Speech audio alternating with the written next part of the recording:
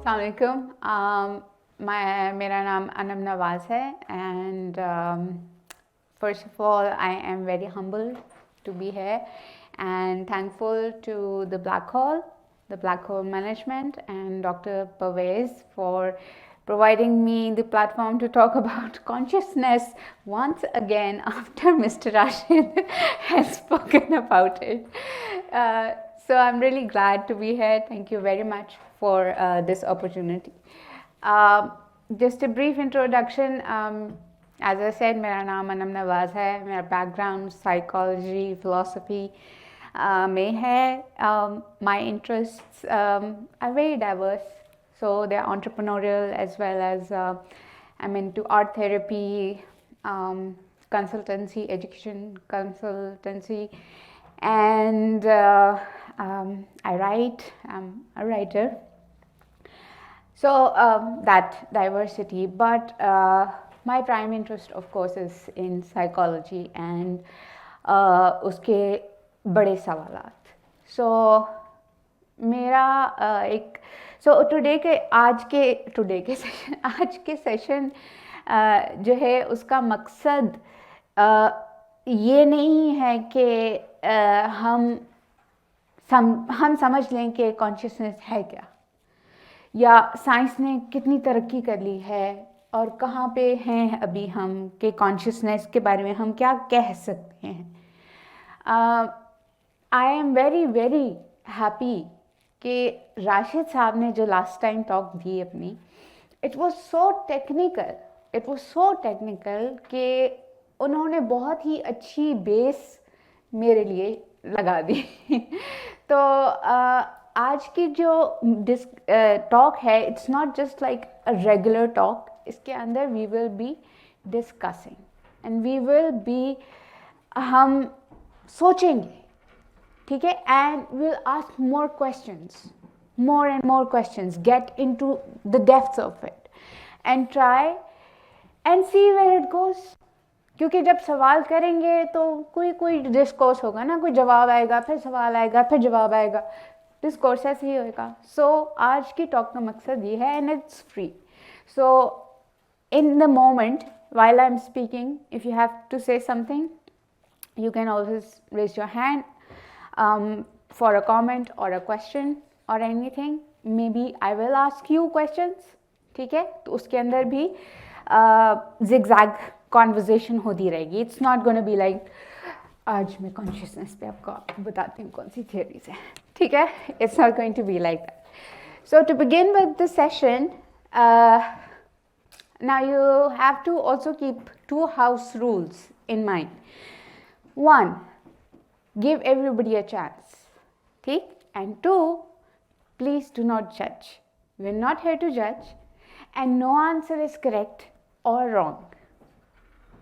So let's agree to disagree. Okay?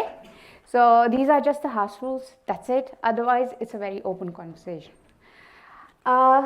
To begin this conversation and to give you a context, I would want you guys to first close your eyes and follow what I say. Okay? So I'll ask you to close your eyes and then we'll do some breathing exercise for just 3 times maybe, and then I'll ask you to think about something, and only then when I say okay now open your eyes, तब आपने अपनी आंखें खोलनी. बीच में किसी ने आंख नहीं खोलनी, ठीक है? Alright, so time for closing the eyes, right? Okay, everybody close your eyes. Everybody sit in a relaxed position, no worries. You're in a nice place, you're at the black hole.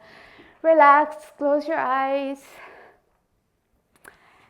And you're going to now breathe. And how are you going to breathe? You're going to breathe from your nose on my count. So if I say 1, 2, 3, 4, you're going to inhale for that time from your nose.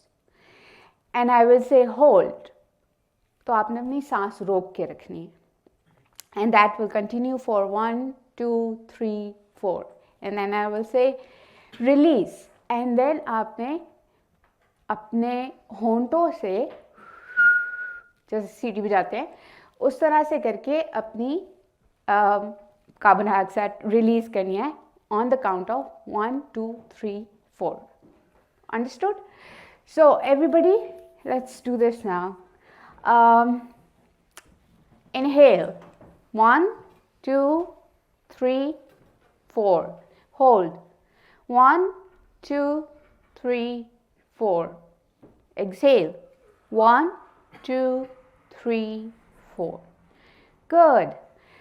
Try to feel relaxed. Now we'll do it once more. Inhale 1 2 3 4. Hold 1 2 3 4. Exhale 1 2 3 4. Good. Keep your eyes closed. Inhale 1 2 3 4. Hold 1 2 3 4. Exhale 1 2 3 4. Great. Keep your eyes closed. Now I want you guys to think of a rose. गुलाब का फूल. एक गुलाब के फूल के बारे में सोचें and उसको associate करें किसी फीलिंग के साथ या किसी डिस्क्रिप्शन के साथ. मेमोरी भी हो सकती है, बट उसको किसी चीज़ के साथ आप एसोसिएट करें. आप उसके स्ट्रक्चर को किसी चीज़ के साथ एसोसिएट कर सकते हैं, किसी इंसान के साथ भी कर सकते हैं, but associate that rose with something, a person, a noun, anything, a memory, a sensory stimulus, anything. And now I'll ask you to open your eyes. Okay, so mics. Okay, so who wants to share? Okay, what did they think of when they were thinking of the rose? I was thinking about my childhood. बचपन में lawn में गुलाब का फूल होता था, तो उसको पकड़ना इसलिए अलाउड नहीं होता था क्योंकि उस पर कांटे होते थे. That is what I could recall. Okay, so was it a pleasant feeling or a bad feeling? That the memory was a pleasant. Memory was a pleasant feeling. Okay, pleasant is the word. All right, somebody else? लाल रंग का गुलाब जेन में आया तो सबसे पहले आप थी जेन में, तो आप ही उस पर हावी रही.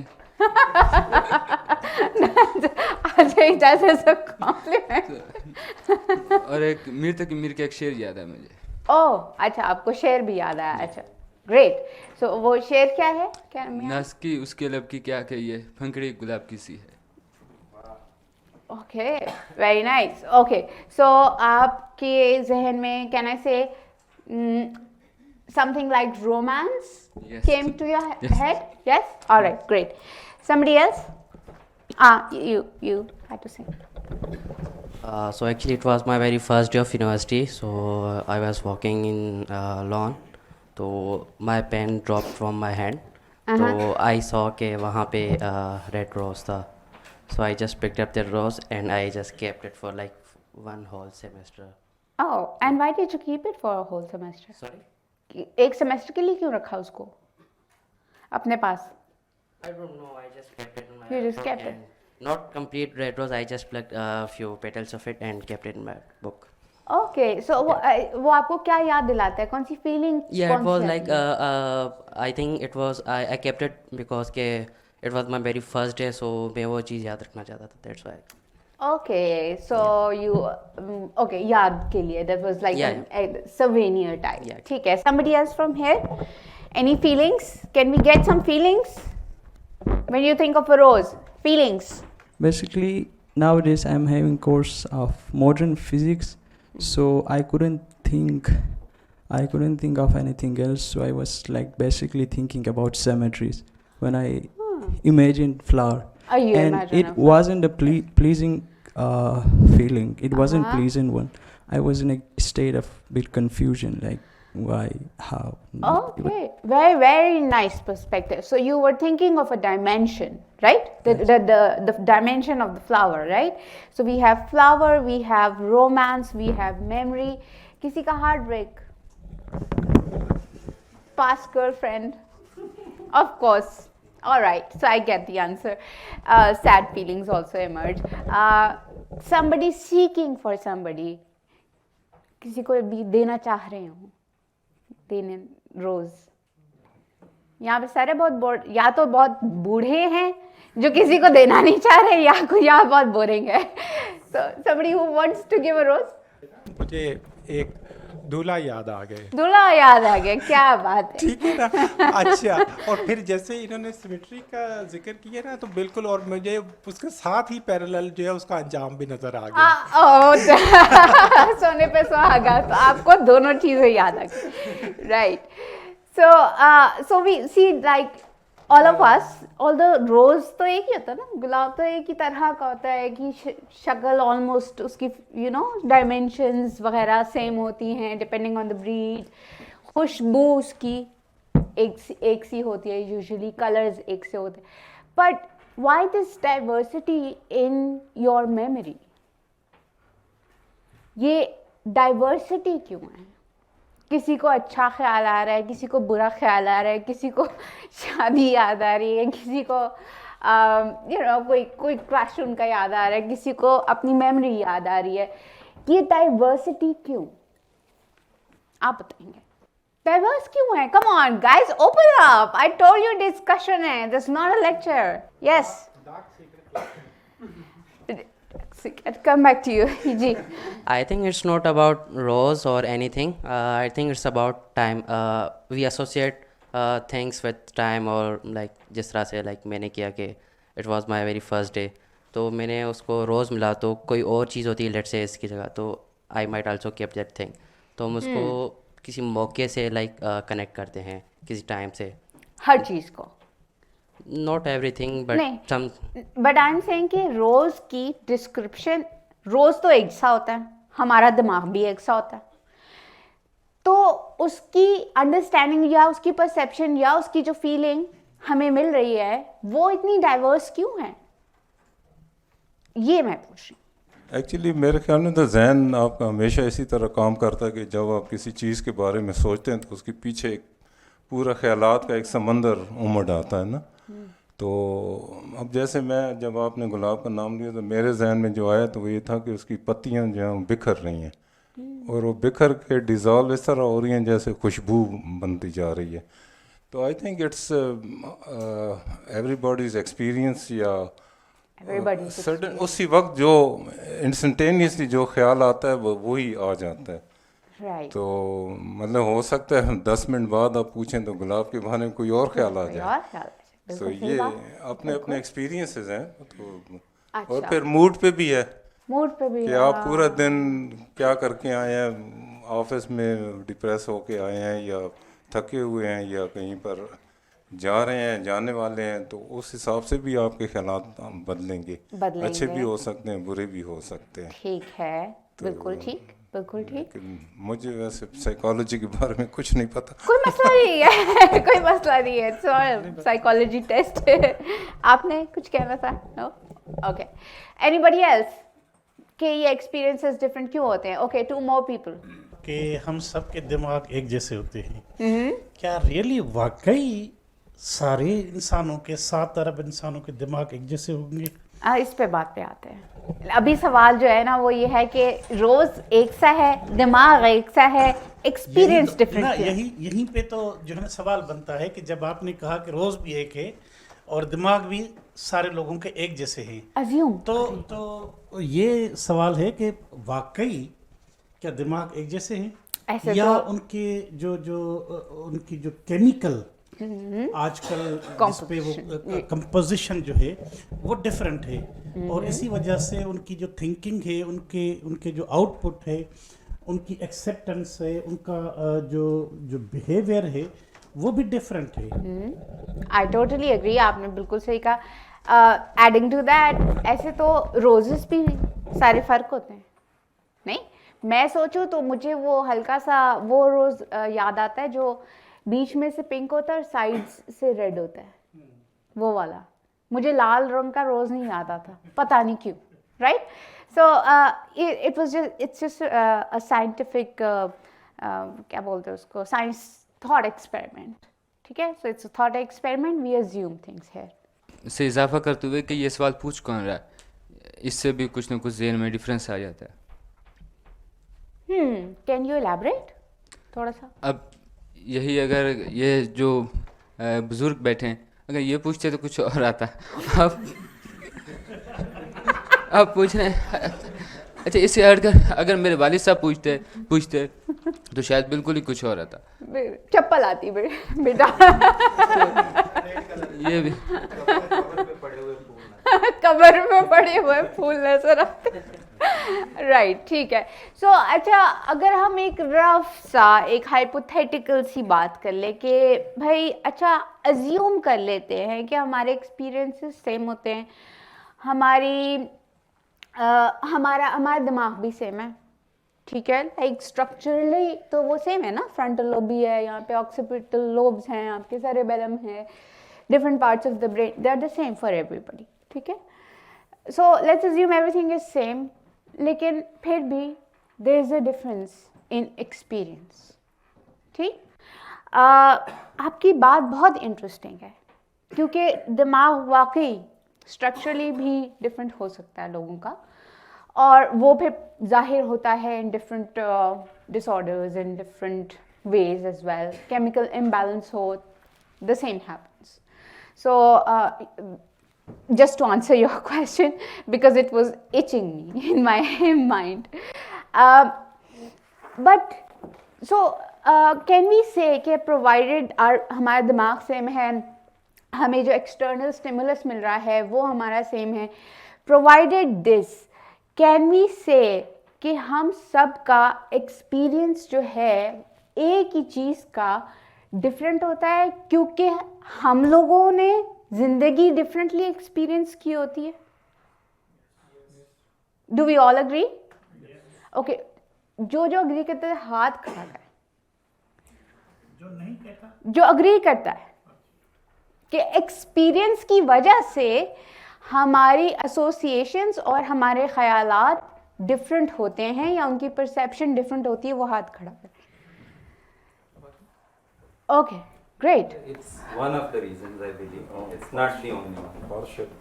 Okay, good. So you know too much actually. All right.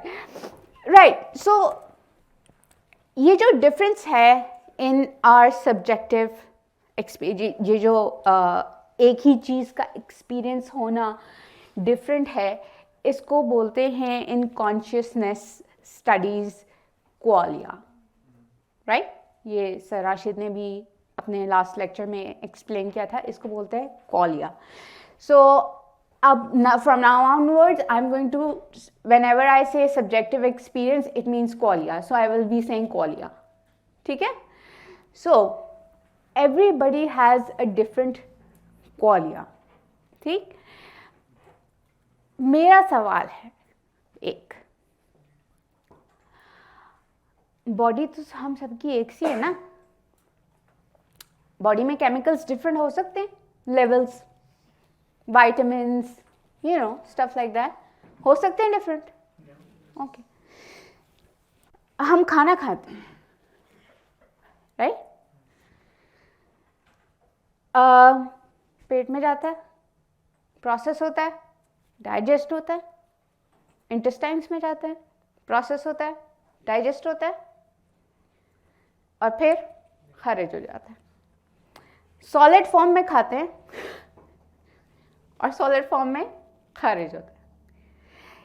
ये कैसे पॉसिबल है कि एक सॉलिड चीज़ आपके, जिसको हम दिमाग कह रहे हैं, मगज़, वो यहाँ पे है और वो ऐसी चीज़ प्रोड्यूस कर रही है जिसको ना हम देख सकते हैं, ना हम छू सकते हैं, ना हम उसको टेस्ट कर सकते हैं, which is the subjective experience, qualia, consciousness. How is it possible that the brain, along with the chemical, electrochemical, things going on, neural activity going on. Along with that is producing something intangible, जिसको ना हम छू सकते हैं, ना देख सकते हैं, सिर्फ महसूस कर सकते हैं. तो मेरा ये सवाल है. अच्छा, मेरे ख्याल से आपने जो अभी डिस्क्राइब किए वो है हार्ड प्रॉब्लम ऑफ कॉन्शियसनेस, कि मटेरियल प्रोसेसेस किस तरह एक सब्जेक्टिव इमटेरियल चीज़ को जनरेट कर सकते हैं. तो मेरे ख्याल से ये हमारी एक एजम्पशन है कि मटेरियल प्रोसेस जनरेट करते हैं कॉन्शियसनेस को. इसकी तो बहुत सारी डिफरेंट थ्योरीज भी हैं. ये माइंड बॉडी प्रॉब्लम के अंदर एक ये थ्योरी है कि brain acts as a filter, कि आपका एक अनडिफ्रेंशिएटेड कॉन्शियस फील्ड होता है जिसको वो फिल्टर आउट करके आपको क्वालिया की फॉर्म में, डिफरेंसेस की फॉर्म में वो एक्सपीरियंस करवाता है. तो मतलब वी हैव टू कंसिडर कि क्या ये अजम्पशन के मटेरियल प्रोसेस से जनरेट हो भी सकता है, क्या ये is this a valid assumption और नॉट? What is a valid assumption? कि मटेरियल प्रोसेसेस जिनको हम एब्स्ट्रैक्ट मैथमेटिक्स से रिप्रेजेंट करवा सकते हैं, कि क्वांटिटीज़ जो है ना वो मूव कर रही हैं.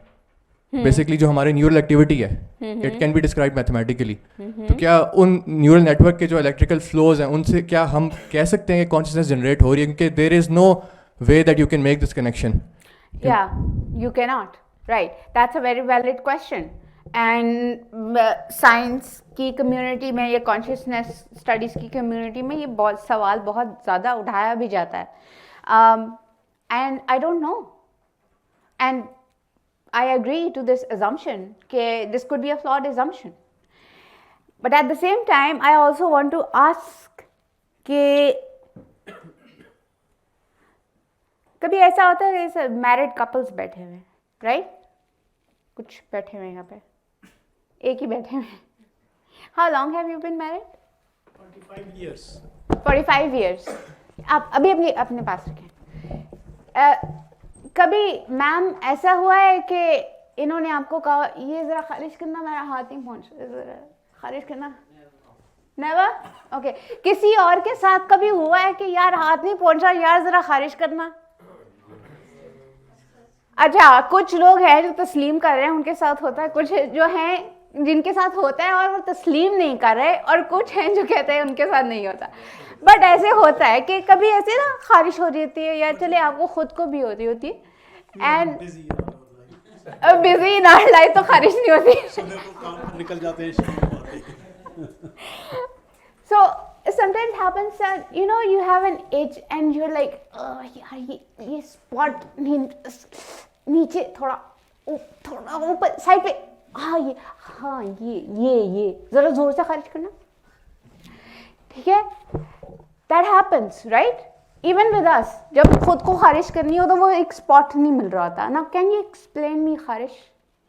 What is it like to be? What is it like to have kharish? What is it like to have pain? एक थेरेपिस्ट के पास एक क्लाइंट जाता है, राइट? और क्लाइंट कहता है, I feel lousy, I feel gloomy and sad. I don't know how to explain, नहीं करना आ रहा, breathlessness हो जाती है. And the therapist is like, right, depression के करीब बात लग रही है मुझे. So you always have an idea of it. But do you know what is it like to be depressed? Can we describe what is it like to be in love? When you are in love, for example, you are on top of the world. You will like, oh, मैं mummy Abu से बात मैं कर लूँगा, या mummy Abu फिर आगे से क्या करें वो एक अलग बात, right? Or you have a goal that you want to achieve and you achieve it and you're on top of the world and you can't even explain what it means to you. कभी आपके साथ ऐसे हुआ है? If हुआ है, give me a huh, don't give me a Yes? Okay, be louder than that. Yes. All right. So, the question in consciousness that a philosopher called Thomas Nagel raised was this, that consciousness is, what is it like to be? And that we haven't been able to answer as of yet. Yes, there are many theories around it, as you pointed out, I believe. Yes, there are many theories around it. बहुत सारे field के लोग मिल के इस सवाल को देख रहे हैं, इसको जांच रहे हैं, इस पे एक्सपेरिमेंट्स कर रहे हैं. कुछ के रिजल्ट्स भी आए हैं with the nano chemistry and the nuclear biology and quantum, and the quantum brains and everything. So there are people out there जो अपनी theories के साथ explain कर रहे हैं, try कर रहे हैं to explain what consciousness is. But as a layman, can we really, as I said, because this is a discussion, I'm not here to tell you anything. I'm here to question. Can we really tell what is it like to be in pain or in an itch? And if we can, how? जी, क्या consciousness सिर्फ humans पे लागू होती है या बाकी animals पे भी हमारी कोई ओपिनियन है, और अगर है तो फिर हम उसको मेजर कैसे कर सकते हैं? Very nice question. Again, अभी तो ह्यूमन कॉन्शियसनेस को हमने मेजर नहीं किया, तो एनिमल कॉन्शियसनेस तो दूर की बात है. But definitely there is a possibility, and there have been examples where animals show consciousness, they show pain, they show sadness, the basic जो आपके basic emotions हैं, sadness and happiness, they have shown that. To be in love, to care for somebody, they have shown that. So yes, but only a few animals such as chimpanzees की पूरी range है. Earthworms में कुछ चीज़ें, but obviously not happiness and sadness or care, but some sort of a conscious stimulus from their end has been shown, but not in other animals. मेरे ख्याल में बात कर रही हैं ना कि फीलिंग पेन या इस तरह, अब फिर ये कॉन्शियसनेस और feeling are they same, similar और different aspect of the same thing, ये expression of a same thing, ये तो आप फीलिंग की अब बात कर रही हैं ना? Right, so what I said was के कॉन्शियसनेस स्टडीज़ के अंदर जो ये सब्जेक्टिविटी होती है ऑफ फीलिंग्स या ऑफ एक्सपीरियंसेस, इसको क्वालिया बोलते हैं, क्वालिया. एंड क्वालिया के ऊपर ही डिस्कशन होगी. So whenever I am saying feeling और subjectivity, I am talking about consciousness, because consciousness is equivalent to qualia. ठीक, and qualia is subjective feeling. Does that make sense? Different terms, but qualia और जो feeling है, that's the same thing. ठीक है, and consciousness जो consciousness studies में हम पढ़ते हैं, that is the subjective feeling. कि आप अपनी being, अपनी existence के बारे में you are conscious. मतलब और बाकी तो जो उसकी feelings वगैरह हैं या आपकी perceptions हैं या इस तरह की चीज़ें हैं, वो कुछ मतलब उसके कोई एक्सप्रेशंस हैं उस कॉन्शियसनेस के. राइट, उसके एक्सप्रेशंस हैं, बट जब वो जनरेट होती है ब्रेन में, एक्टिविटी, ब्रेन ऑब्वियसली एक्टिविटी के थ्रू जनरेट होती है ना, लेकिन वो जब जनरेट होती है और वो अपना आउटपुट तो दे देती है, एक स्माइल में आपको आउटपुट तो मिल जाता है, लेकिन जब वो जनरेट करती है, हम न्यूरॉन्स क्या कर रहे हैं देख सकते हैं, कौन से पार्ट्स ऑफ द ब्रेन काम कर रहे हैं देख सकते हैं, कौन से केमिकल्स रिलीज हो रहे हैं या नहीं हो रहे देख सकते हैं, लेकिन क्या फीलिंग ऑफ हैप्पीनेस देख सकते हैं व्हेन यू स्माइल? नो. ये सवाल है रिलेटेड टू कॉन्शियसनेस जो हम फीलिंग्स और कॉन्शियसनेस एटलीस्ट जो हमारे जहन में है या हमारा जो इल्म है या जो हमें मतलब वो है कि consciousness is something different than feelings. इसकी अगर मिसाल हम दें, जिस तरह अभी थोड़ी देर पहले ये हुआ कि जी जानवर हैं, आपने बताया कि वो फीलिंग्स देते हैं, ठीक है ना, लेकिन मेरा ख्याल है वो फीलिंग्स देते हैं, उनके पास कॉन्शियसनेस अभी डेवलप नहीं हुई। ये मेरा ख्याल है सिर्फ इंसान है जिसके अंदर वो कॉन्शियसनेस डेवलप हुई है फीलिंग्स के अलावा।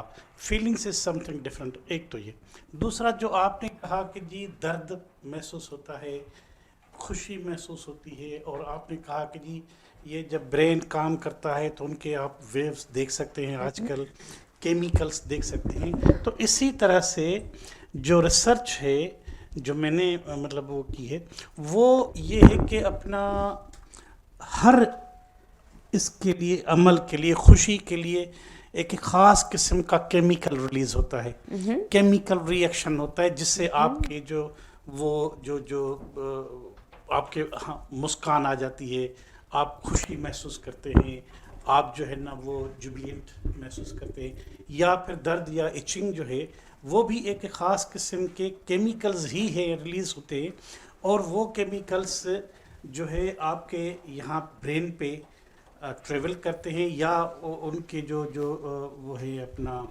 जो वेव्स है वो ट्रेवल करती हैं, तो फिर आप फील करते हैं कि आपको दर्द है, आपको खुशी है, आपको गम है, आपको जो है ना मुख्तलिफ जो आपके मूड्स हैं वो इसको, और that is consciousness I think. Right. So I think as we move along different theories, जो आपने बताया ये भी एक थ्योरी है और लोग इस पर यकीन रखते हैं और ये टेस्टिफाइबल भी है और लोग इससे खुश हैं। लेकिन कुछ लोग होते हैं ना जिनको हम कहते हैं पसूड़ी पड़ी हुई है, तो कुछ लोग जिनको पसूड़ी पड़ी हुई है ना, वो उनमें से एक मैं भी हूँ अनफॉर्चुनेटली और शायद कुछ और लोग भी हैं। तो हम डेफिनेटली आपकी वाली थ्योरी पे डेफिनेटली आएंगे, ठीक है। सो कॉन्टेक्ट जो क्वेश्चन आपने किया, इससे एक स्टोरी मुझे याद आ गई जो मैं किसी बुक में शायद देखा था उसको। वो इस तरह थी कि एक रशियन एस्ट्रोनॉट बैठा था और एक रशियन ब्रेन सर्जन बैठा था। रशियन एस्ट्रोनॉट एथियस्ट था और जो ब्रेन सर्जन था वो क्रिश्चियन था, तो दोनों मज़हब पर बात कर रहे थे। अच्छा। तो जो रशियन एस्ट्रोनॉट था वो उससे कह रहा था कि मैं तो रोज़ ऊपर जाता हूँ, आसमानों के बीच जो स्पेस है वो उधर जाता हूँ, लेकिन मैंने कभी भी खुदा और जो गॉड है इन चीज़ों को नहीं देखा।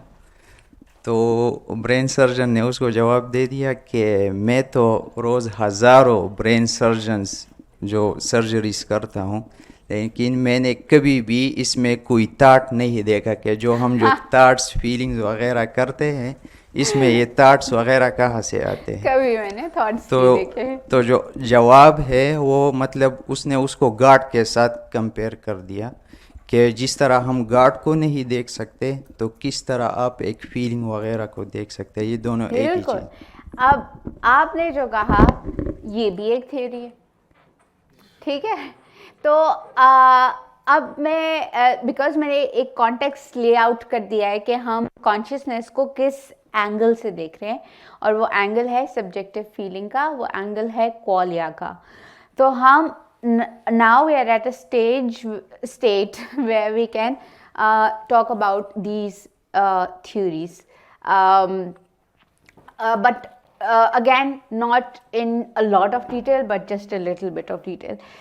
तो एक तो जी राइट, सो वन थिंग मैंने जो प्रीवियसली एक सवाल पूछा था वो ये था कि ये कैसे पॉसिबल है कि एक टैंजिबल ऑर्गन प्रोड्यूस करा है इनटैंजिबल चीज़ें लाइक फीलिंग्स या सेंसेस, राइट। सो इस चीज़ को साइंटिस्ट डिफाइन करते हैं as the explanatory gap. So for example you have a bridge, मैं साइड पर ड्रॉ करी, can you see from here? नहीं,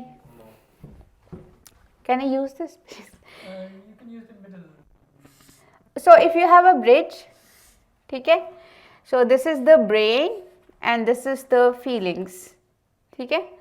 अब देखिए न्यूरल एक्टिविटी, केमिकल एक्टिविटी और इलेक्ट्रोकेमिकल एक्टिविटी ये तो ब्रेन में होती ही होती है, तो इसके बारे में तो कोई डाउट है ही नहीं. लेकिन जो फीलिंग बिट है ना, या थॉट्स का जो बिट है, ये भी होता है, लेकिन ये हम देख नहीं पा रहे अभी. इसको हम एक्सपेरिमेंट इसके ऊपर नहीं कर पा रहे, या इसको हम एम्पिरिकली टेस्ट नहीं कर पा रहे, ठीक. सो हम इसलिए फीलिंग्स और ब्रेन की बात करें. सो अगर ये एक ब्रिज है,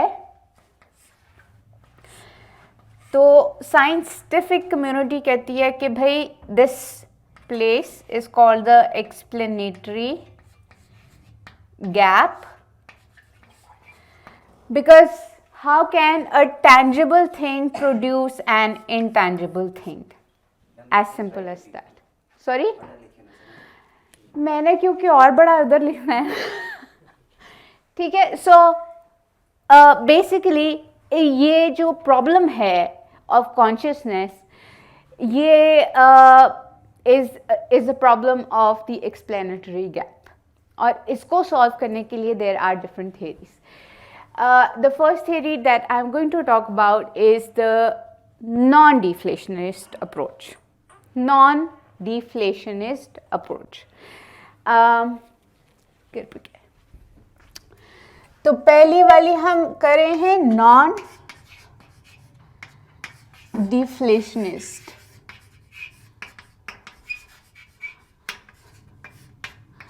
ये दी थी किर्के ने, ठीक है. एंड ही सेड कि ये है ना, ये जो ब्रिज आपने बनाया हुआ है, ये नहीं होता पागलों, ये कुछ नहीं होता. जो ब्रेन में एक्टिविटी हो रही होती है ना, बस वही होती है. ये गैप गुप कुछ नहीं होता. बस ब्रेन के अंदर जो कुछ है, जो न्यूरोट्रांसमीटर काम कर रहा है, जो इलेक्ट्रोकेमिकल एक्टिविटी हो रही है, वही हो रही है, और ये वाला कोई पार्ट नहीं है, भूल जाओ इसको. तो किर्के ने दी नॉन डिफ्लेशनिस्ट अप्रोच कि फॉरगेट द एक्सप्लेनेटरी गैप. क्यों मुश्किल की हुई अपनी ज़िंदगी? बस सब कुछ जब आप मेजर कर सकते हो न्यूरो साइकोलॉजी में, न्यूरल एक्टिविटी में, केमिकल ब्रेन में केमिकल एक्टिविटी के अंदर, तो भाई why do you have to think of feelings? Easy रहो, ऐश करो, पॉपकॉर्न्स खाओ. So that is one theory जो आप भी जिसकी बात कर रहे थे, ठीक है. So that is the deflationist, non deflationist approach. The other approach, actually approaches तो बहुत सारी हैं, राइट. एंड सर राशिद ने अपने लास्ट लेक्चर में बहुत सारी अप्रोचेस के बारे में बात की थी, जो बिल्कुल क्वांटम बेस्ड भी थी. The Orch theory, quantum collapse, quantum brains, superpositions, इन्होंने वो बहुत डिटेल में डिस्कस किया. बट मैं अभी क्वांटम में इतना नहीं जाऊंगी. I will just go on the other philosophical and mostly, ठीक है. The second that I want to share with you is the deflationist approach.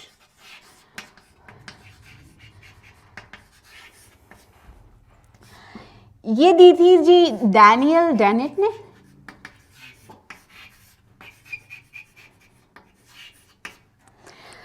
और वो कहता है कि अच्छा देखें, गैप तो है, ठीक है, गैप है, लेकिन जो ये फीलिंग्स है ना, जो आपकी फीलिंग्स जो आप कह रहे हैं कि हम मेजर नहीं कर पा रहे, इनको ना हम टुकड़ों में तकसीम कर सकते हैं, और फिर इन टुकड़ों को हम एम्पिरिकली टेस्ट कर सकते हैं, ठीक. जैसे न्यूरो साइकोलॉजी में टेस्ट करते हैं, न्यूरल एक्टिविटी के थ्रू, EEGs के थ्रू, fMRIs के थ्रू हम टेस्टिंग कर सकते हैं. ऑफ दीज फीलिंग्स, लेकिन इसको हमें ब्रेक डाउन करना पड़ेगा. तो जो एक बड़ा सवाल है, the hard problem of consciousness, उसको हम ब्रेक डाउन कर सकते हैं इनटू स्मॉलर पार्ट्स, और फिर हम उन स्मॉलर पार्ट्स को स्टडी कर सकते हैं, और फिर हम समझ सकते हैं कि व्हाट कॉन्शियसनेस इज़. मैंने ज़्यादा तो नहीं पढ़ा हुआ, लेकिन जो आपने अभी ब्रेकडाउन वाला बताया, मैं कभी कभी सोचता हूँ कि जिस तरह चिड़ियाँ वो उड़ती हैं इकट्ठे तो फ्लॉक करती हैं, उसको हम गालिबन एमर्जेंस कहते हैं.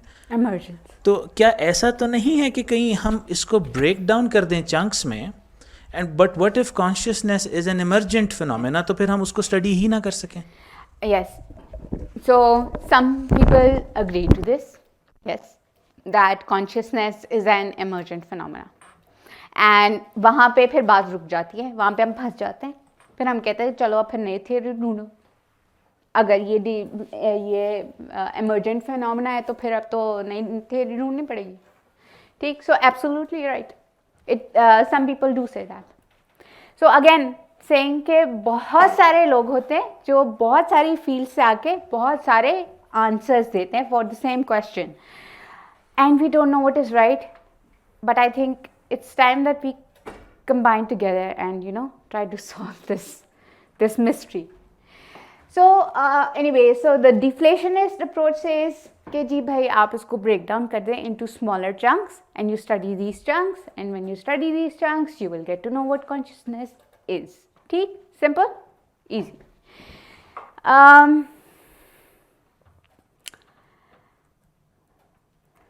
Now coming to my favorite bit, which your name is, sorry, which Mohsin has already मेरे पूरे लेक्चर पे पानी फेंक दिया इसने, is the easy and the hard problem of consciousness.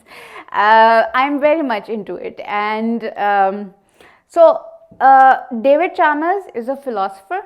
NYC में he teaches, and he teaches along with Thomas Nagel, जिसने कहा था what is it like to be consciousness, क्या is the question for consciousness, the question should be what is it like to be. That is what he said. So anyway, David Chalmers is a philosopher at NYC, and sorry, NYU, New York University, and he says कि नहीं देखिए जी ये explanatory gap भी होता है. Sorry, okay, feelings again. This was called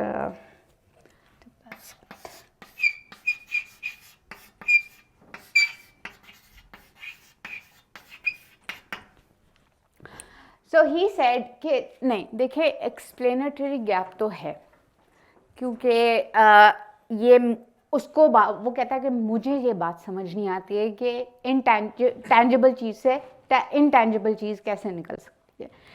तो explanatory gap तो है, लेकिन बात ये है कि बिकॉज दिमाग इतना कॉम्प्लेक्स है, इसमें इतने केमिकल्स और न्यूरल एक्टिविटी है, इतनी डाइवर्सिटी है, इतनी सब्जेक्टिविटी है. It's not like a stomach कि जो सिर्फ सर्टन उसके अंदर केमिकल्स होंगे तो वो काम कर लेगा और बस ये आसान. ठीक है, it's not like a stomach, it's a brain, right, जो हमें कॉन्शियसनेस पे हम बात कर रहे हैं.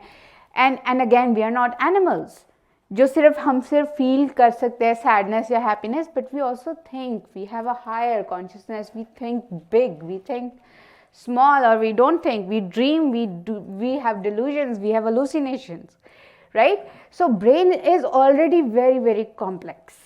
So he says that there are two kinds of problems in the study of consciousness, and he says hard problems and easy problems. Easy problems, he says, are easy to measure and identify. For example, आपको stimulus दिखाया, और से एक happy stimulus दिखाया, तो आपको put some wires on your head and EEG या fMRI machines के through they can see अच्छा which parts of the brain are working, or stuff like how do we learn, how do we memorize, कौन से parts activate होते हैं brain के, कौन से neural networks form होते हैं. So we can study all of that और उसको empirically हम study कर सकते हैं. But what he said that the hard problems of consciousness is the subjectivity. Subjectivity, or you can say qualia. That is the hard problem of consciousness. So he says कि अच्छा अब that is something that you cannot empirically test, right? ये जो हम feelings की बात कर रहे हैं या subjective opinions, subjectivity की बात कर रहे हैं, ये हम इसको देख नहीं सकते. Thoughts हमारे for example हम इनको measure नहीं कर सकते. So what do we do? So he says कि ये मसला है, this is a hard problem, इसको solve करना है. Easy problems तो हम कर रहे हैं already. So he gave a theory called the double aspect theory, and according to this theory he says that what if consciousness is a fundamental element of the universe or a fundamental element of our life, just like सुबह होगी शाम होगी रात होगी is a fundamental aspect, right? Time, space, these are fundamentals. So what if consciousness is also a fundamental aspect of the existence? And he explains it in a way that what if it's like having a coin with two sides, दोनों sides पे एक coin के दोनों sides पे print होता है ना. So he says this is the tangible and then this is the intangible. So your brain is both tangible and intangible at the same time. And so our consciousness, where does it come from then? अगर तो हमारी brain tangible और intangible दोनों है, and that he explains कि वो quarks की वजह से tangible और intangible है. If the brain functions as tangible and intangible at the same time, then of course we solve the problem of consciousness. कि we can know where consciousness comes from.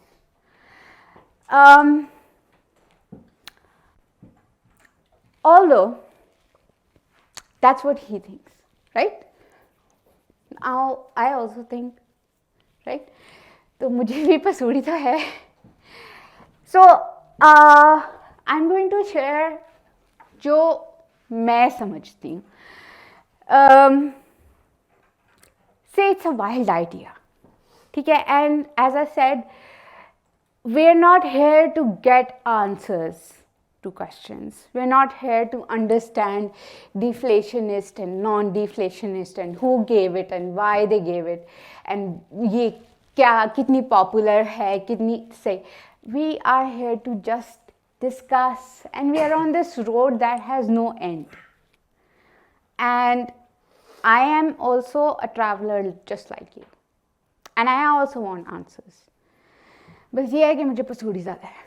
So I was thinking the other day, and now you guys can please jump in and add to this and, you know, maybe criticize it or add more to it, I don't know what. But I was thinking the other day,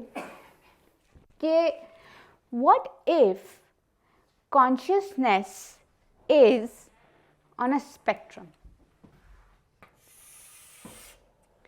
This is high, and this is low. ठीक है, जैसे light की frequency है ना, पहले कौन सी आती है सबसे lowest form? Infrared, radio, radio के बाद माइक्रो, इंफ्रा, विजिबल लाइट. ठीक, तो क्या पता कि इसकी भी कोई फ्रीक्वेंसीज होती हों और हम जो अभी एक्सपीरियंस कर रहे हैं इस स्टेट में जिसके अंदर हम अवेयर हैं, हम कॉन्शियस हैं, हम बात कर रहे हैं, हम सुन रहे हैं, हम इंफॉर्मेशन प्रोसेस करें, व्हाट इफ इसमें भी हम सिर्फ इतना सा पार्ट एक्सपीरियंस करें? व्हाट इफ हम ये पार्ट्स एक्सपीरियंस ही नहीं कर रहे? क्योंकि देखें, जब हमें ख्वाब आते हैं रियल होते हैं? नहीं, लगते हैं रियल। कभी डरावना ख्वाब आए तो घबरा के उठते हैं? व्हाट इफ वो एक लोअर साइड पे हो, lower frequency sort of consciousness? And what if LSD research के बारे में आप लोग जानते हैं, right? So if somebody is on LSD, which is a chemical, it enhances your consciousness, वो उसको broad कर देती है. So there are studies जिसके अंदर लोगों को LSD दिया गया या LSD type chemicals दिए गए and they could go back into their ancestral history, experience that, or they could experience their future. So what if this part, this higher consciousness is maybe LSD type stuff से generate होती हो, या maybe when we are thinking about, when we are imagining, for example, what if that is higher consciousness, that's a higher side of consciousness? Intellectuals, maybe. What about maybe वो ये experience करते हैं? Okay, then I also thought कि अगर ये एक spectrum पे हो सकती तो है, मे बी यहाँ पे ड्रीम्स आ जाएं और शायद कुछ और भी आता हो जो कि मुझे जिसका नहीं पता। ना मैंने भी कुछ पढ़ा है इस तरह के इससे रिलेटेड, लेकिन क्या पता हो। लेकिन अगर वो इस एक हॉरिजॉन्टल क्वांटम पे भी है बट एक लॉन्गिट्यूडनल क्वांटम पे भी है, कंटिन्यूम पे भी है, या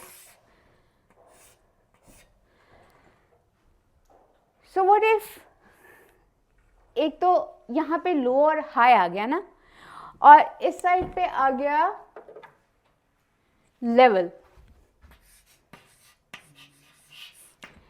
आ गया इस साइड पे, और इस साइड पे आ गया this spectrum. So what if हम सिर्फ ये पार्ट एक्सपीरियंस कर रहे होते हैं जब हम एक क्लासरूम में बैठे होते हैं, मे बी जब हम सो रहे होते हैं तो हम मे बी ये एक्सपीरियंस कर रहे होते हैं, क्या पता हम ये कभी एक्सपीरियंस ही नहीं कर सकते, या मे बी हम ये एक्सपीरियंस कर रहे होते हैं जब हम वॉक कर रहे होते हैं, या ये एक्सपीरियंस कर रहे होते हैं जब हम यूफोरिक होते हैं। So this is something that I thought कि इज दिस पॉसिबल, या does this make any sense? क्या पता हम सुपर कॉन्शियस लेवल पे उस वक्त हों ड्रीम्स में, because in dreams many impossible things become possible. तो ये सुपर कॉन्शियसनेस भी तो आखिर कोई चीज़ एग्जिस्ट करती होगी, higher consciousness, higher consciousness, right? जी। So exactly that's my point. So now I don't know कि मैं इधर जाऊं या मैं इधर जाऊं, क्या मैं इधर जाऊं सर्कल है या मैं नीचे आऊं, राइट? ड्रीम्स को अगर मैंने प्लेस करना, मैं कहाँ करूं इस स्पेक्ट्रम में? लेकिन सो now you guys, I want your input in this, because this is something that I created on my own and I open for discussion on this. So I want you to tell me, what do you think of this? आपका was a very मैं इसमें बात ये ना कि असल में intelligence को भी अगर हम कहीं इसको फिट करें ना कॉन्शियसनेस में, अब जैसे इन्फिनिट इंटेलिजेंस एक टर्म यूज़ की जाती है which is suppose to be much much higher, अगर इसी लेवल में आप जाएं तो इन्फिनिट इंटेलिजेंस इज समथिंग, मतलब that is also consciousness. Disorders for example, वो भी तो कहीं ना कहीं आते होंगे वो ना? इस तरह है ना कि आप इससे पहले बात कर रही थी ना इंटेंजिबल एंड टेंजिबल, Yes. कि how an intangible thing can come out of tangible thing. मेरा क्वेश्चन उलट है कि कैन वी अच्छा। Produce tangible things from intangible thoughts? Okay, thoughts are things somebody said. तो आपके जो थॉट्स हैं, क्या उनको हम ट्रांसफॉर्म करके हम फिजिकल रियलिटी में या रियलाइजेशन में ला सकते हैं? लाते नहीं है? जो लाते हैं, लाते हैं, बिल्कुल लाते हैं। हाँ।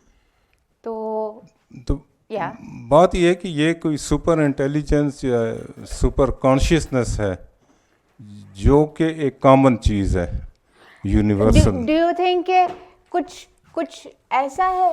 Exactly. ऐसे लाइक एक सुपर कॉन्शियसनेस, सबकी कॉन्शियसनेस इसमें से निकल रही है। You think like that? कह सकती हैं, या ऊपर है या बिल्कुल नीचे। रूट पे है, उसमें से सब कुछ उगा हुआ है। वो ये सब कुछ। हिंदू फिलॉसफी में वेदांता जो फिलॉसफी है उधर, उसमें से ये डिस्टिंक्शन है in the brain, mind and consciousness की डिस्टिंक्शन। सो हम तो ब्रेन और कॉन्शियसनेस पे बात कर रहे हैं ना, तो वो कहते हैं कि brain is the thing inside, mind is what you think, how you process things, and consciousness is the God, is the consciousness. So that is why for them everything is conscious, and that is why for in Hindu philosophy panpsychism is very popular, because they think that everything is conscious, even the rock is a conscious thing for them. So yeah, I've been thinking कि क्या इतनी बड़ी consciousness भी हो सकती है, ज़्यादा सबको कॉन्शियसनेस मिल रही है, लेकिन I don't know. Surely that's a very interesting idea. Coming from a scientific point of view, not a very hard empiricist, लेकिन an empiricist nonetheless, कि हमने आलात बनाए, इंस्ट्रूमेंट्स बनाए ताकि हमारे दिमाग और हमारी बॉडी की अनसर्टनिटीज़ और मंडेननेस को हम बाईपास कर लें। तो we get more precise, we get more accurate. हमारे मूड पे डिपेंड ना करे एक्सपेरिमेंट का रिजल्ट, अगर इसकी मैं एक रफ। वाई इज़ इट के एक इतनी बड़ी प्रॉब्लम के लिए we are resorting to the instrument that we consider we need to bypass in science, which is our brain, कि हम अपने दिमाग से ही कॉन्शियसनेस का हल क्यों निकालना चाह रहे हैं? क्या कोई इंस्ट्रूमेंटेशन या एक्सपेरिमेंटेशन के ज़रिए नहीं इसका जवाब मिलना चाहिए हमें, अगर हम ढूंढना चाहते हैं? वो हमें न्यूरो साइकोलॉजी में मिलता है ना, in the form of neural activity, yes. लेकिन उसमें भी आप ब्रेन ही स्टडी करते हो ना, ब्रेन को समझने के लिए ब्रेन को ही स्टडी करते हो। But then at what point, I am sorry मैं if I am cutting you off, at what point do we, हमारी तसल्ली कहाँ पे होती है कि अब ये है कॉन्शियसनेस? देखें, इनकी perhaps, if I correct me if I am wrong, may be इनकी तसल्ली हो गई हो नॉन डिफ्लेशनिस्ट अप्रोच पे, इधर किसी की तसल्ली हो गई हो डिफ्लेशनिस्ट अप्रोच पे, किसी और की तसल्ली हो गई हो ये डबल एस्पेक्ट पे। मैं तो डेविड चामर्स की फ़ैन हूँ, बट मेरी तसल्ली तो नहीं हुई, राइट? तसल्ली इज ऑल्सो देन सब्जेक्टिव। सो या तो आज सारे कंफ्यूज होके जाएंगे या फिर जी। मैं ये जो आपने बनाया इसको नहीं समझ रहा। इस साइड पे तो आपने ये लिखा हुआ है स्पेक्ट्रम, और ये जो वेव्स हैं ये लो से हाई हो रही हैं। Let's say this is time, okay? Let's say this is time. अगर ये टाइम है, सॉरी, टाइम है और ये लेवल है, ठीक है? तो जैसे लेवल किस चीज़ का ये पूछना है? लेवल ऑफ कॉन्शियसनेस, कि आप कितने कॉन्शियस हो। कभी होता है ना, जैसे नींद से उठते हुए अभी आप इतने कॉन्शियस नहीं होते हो, आहिस्ता आहिस्ता विकीपीडिया डेफिनेशन के अकॉर्डिंगली आप आहिस्ता आहिस्ता से कॉन्शियस होते हो, या आप बेहोश हो जाओ, आप अनकॉन्शियस होते हो, राइट? तो लेवल्स ऑफ कॉन्शियसनेस, ठीक। जबरदस्त मॉडल आपने बना लिया, ज़ाहिर इसको आप हाँ नहीं उस हवाले से तो ठीक है, साइंटिफिक कम से कम मुझे बताएं, क्योंकि मैंने ना ये पीएचडी के लिए प्रपोज करना है। आप करें बिल्कुल करें। ज़ाहिर है कि जो अभी तो आपकी काफ़ी अंधेरा भी है, ग्रे एरिया भी नहीं आया अभी तो, अभी तक हम ब्लैक एरिया को फोकस कर रहे हैं। So we are still in black yes, of dark. तो ये एक है कि सबसे पहले तो ये कि जो एनिमल्स हैं उसमें जो कॉन्शियसनेस है, मिसाल के तौर पे जो माइग्रेटरी एनिमल्स हैं वो बहुत यानी उसके टाइम सीज़न के साथ अपने आप को चढ़ते हैं, उनको पता होता है कि which direction we should go. Birds का है, फिशेस का है, इवन जो चौपाए हैं उनके भी हैं। इसी तरीके से अब दूसरा एस्पेक्ट ये है कि उनमें कॉन्शियसनेस होता है। मसलन अगर उसका अपना बच्चा मर रहा हो तो उसकी वो अपना खाना भी छोड़ देता है, वो जो माँ है जो भी उसका है, तो ये फीलिंग वहाँ पे प्रिवेल कर रहा है। लेकिन दूसरा बच्चा मर रहा हो मतलब उस लेवल का वो उसको नहीं करता।